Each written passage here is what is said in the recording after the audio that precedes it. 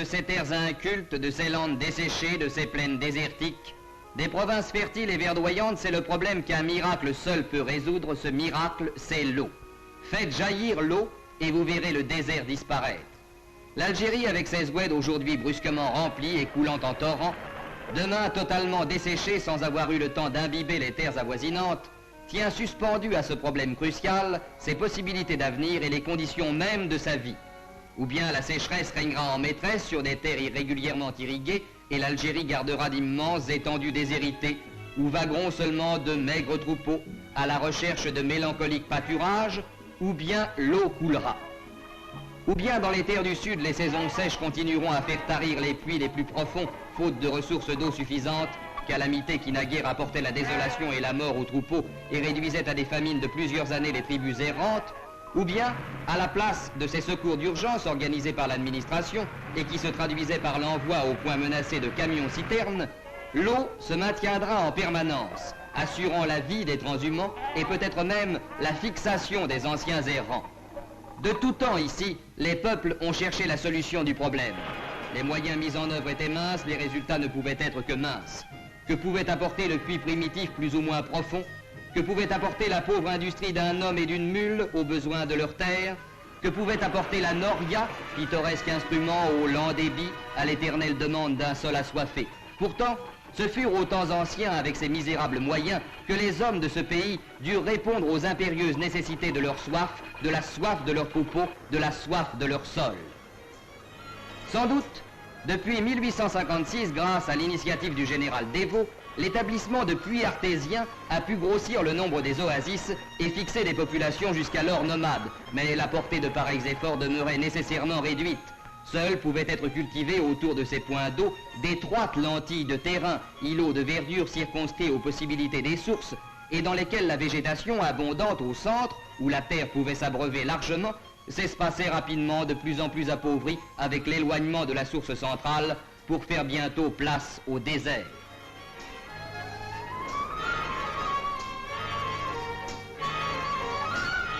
C'est seulement au XIXe siècle, après l'arrivée des Français, qu'on s'attaqua résolument au problème de l'eau.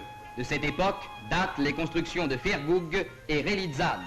Mais ces barrages du siècle dernier, malmenés par les crues brutales, les affouillements et les apports de limon, dus au régime torrentiel des eaux, ont vu décroître l'importance de leur rôle. Actuellement, ils ne font plus office que de barrages de retenue. Mais le chemin de l'avenir était dès alors tracé. En 1920, le programme de l'eau se trouvait établi. Un vaste ensemble de constructions était prévu qui devait donner à l'Algérie, par un gigantesque système de barrages et de réseaux d'irrigation, à la fois de nouveaux domaines agricoles et les ressources de force électrique dont elle était jusqu'alors parfaitement dépourvue. Chaque barrage assurerait la fertilisation d'une nouvelle contrée. Chaque barrage serait un nouveau bastion gagné sur le désert, sur la famine et sur la misère. L'ampleur et l'importance de ces ouvrages dissimulent peut-être un peu trop la somme de travaux et de peines qui furent ou qui sont nécessaires à leur construction.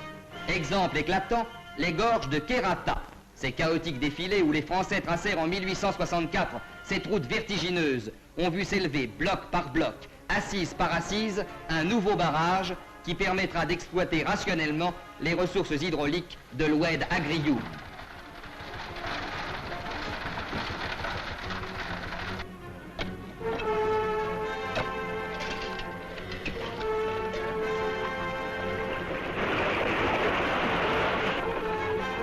Au bout de cette route, tracée dans le roc à coups de pioche et à coups de poudre, le barrage de Kherrata marque quel effort de tout genre il a fallu pour vaincre une terre hostile et contre tous les obstacles, créer partout le miracle de l'eau, continuer, amplifier l'œuvre ininterrompue.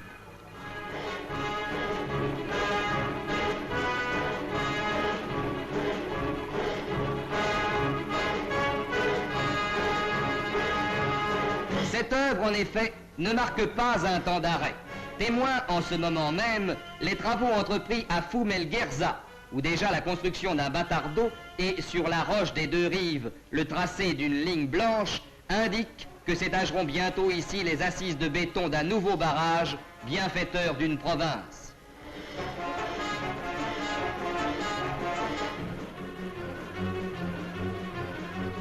Pour Pour accomplir les travaux du présent et préparer ceux de l'avenir, pour assurer l'équipement hydraulique futur de l'Algérie en réduisant d'avance au minimum les risques d'erreurs imprévisibles, a été créé près d'Alger ce service d'études qui recherche sur maquette les plus parfaites ou les mieux adaptées des formules d'aménagement. À chaque cas correspond en effet une solution, l'étude des modèles réduits, en donnant une vision préventive des travaux et des réactions, assure à la fois l'économie et le succès des entreprises.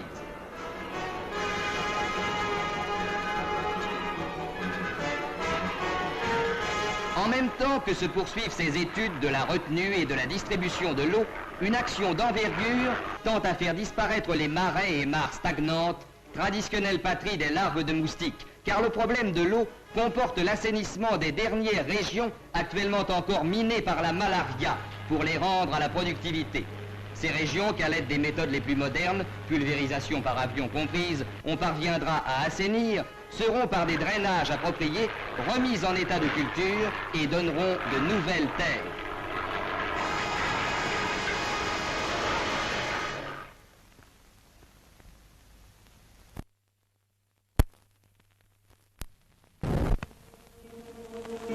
Ces travaux divers sont déjà plus que des espoirs, mais quelle certitude peut emplir l'esprit de l'Algérie lorsqu'elle compte ses réalisations accomplies? Dans le nord, elle a vu le barrage réservoir du Hamiz se renforcer et se compléter d'une usine électrique. Le barrage du Hamiz assure maintenant aux plaines de la Mitidja la fertilité de 15 000 hectares où se mêlent les cultures les plus diverses de primeurs et de fruits.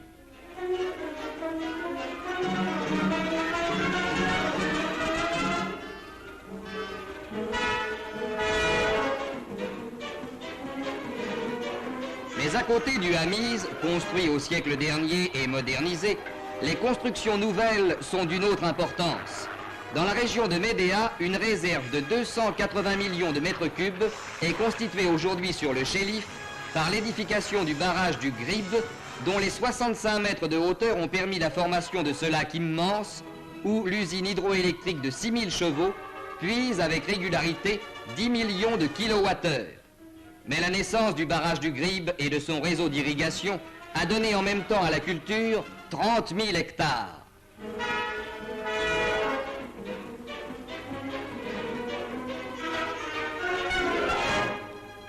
Tout proche, sur l'oued Foda, affluent du Chélif, s'est élevé un gigantesque ensemble qui domine de 90 mètres le lit de la rivière et emmagasine également 280 millions de mètres cubes. C'est ici également quelques 30 000 hectares en puissance d'être régulièrement irrigués, la richesse promise et assurée à une nouvelle contrée, la certitude pour toute une population d'un avenir meilleur.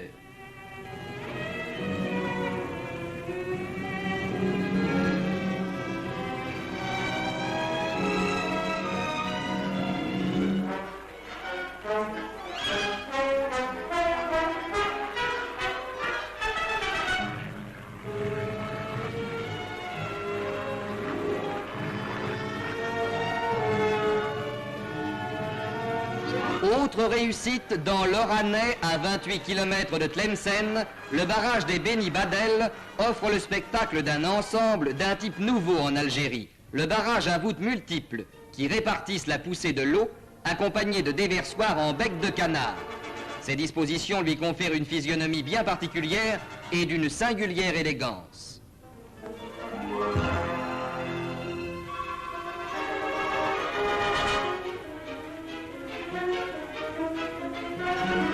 Prévu pour une hauteur de 47 mètres, le barrage des Beni Badel pourra être porté à 54 mètres.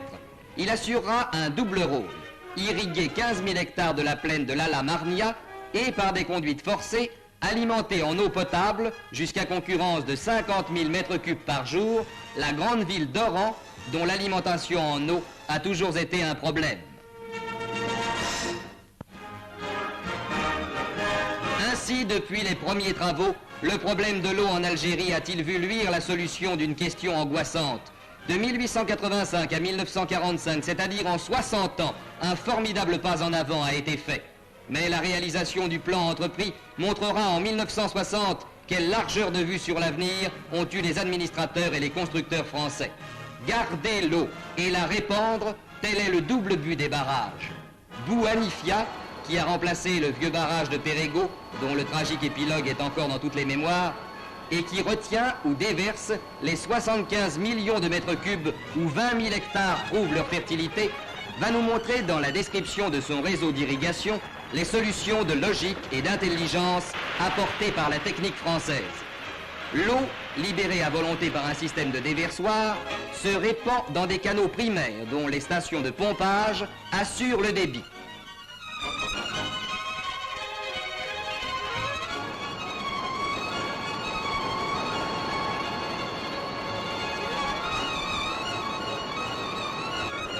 De ces canaux primaires, l'eau bifurque sur des canaux secondaires, d'où elle se diversifiera dans les canalisations des plantations et les rigoles des jardins.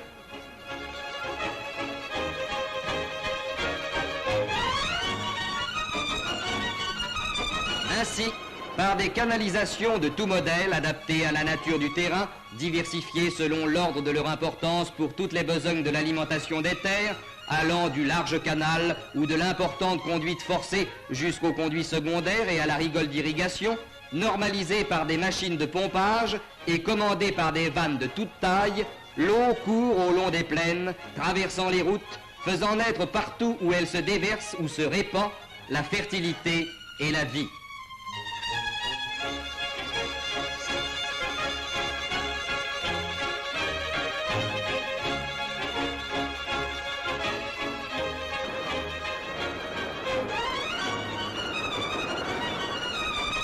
Ainsi sont nées des campagnes verdoyantes, des récoltes nouvelles. Ainsi sont nées dans ces régions de l'Algérie, naguère vouées à la sécheresse, vouées à la tristesse des espaces sans vie, une possibilité de vie. Dans les terres du Sud, comme dans les provinces du Nord, l'eau jadis fugace se trouve fixée sur le sol algérien, assurant la régularité de la vie des troupeaux et la fixation des anciennes tribus nomades.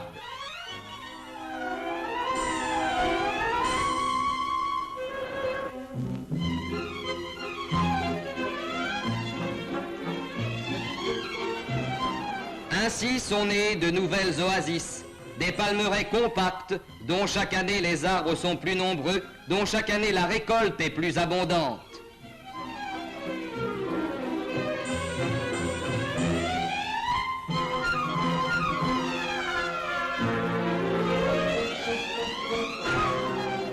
Ainsi, l'eau a-t-elle apporté sur des domaines naguère incultes à la fois une végétation et une fixation humaine, un jardin et un village, le miracle de la vie. En même temps qu'on trouvera là l'eau des troupeaux, on rencontrera ici de nouveaux vergers et de nouveaux champs de primeurs. On pourra compter chaque jour de nouvelles prospérités, car à chaque nouveau barrage correspondront de nouvelles oasis et de nouveaux jardins.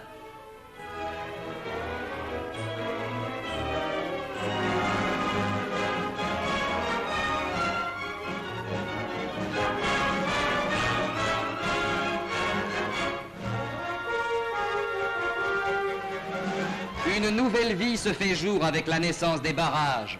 L'Algérie tourne une page de son histoire économique à cette heure même où se réalise le plan grandiose de l'équipement hydraulique. L'eau, hier absente, l'eau est là. Un miracle chaque jour s'affirme, qui est le miracle de l'Algérie, le miracle de l'eau.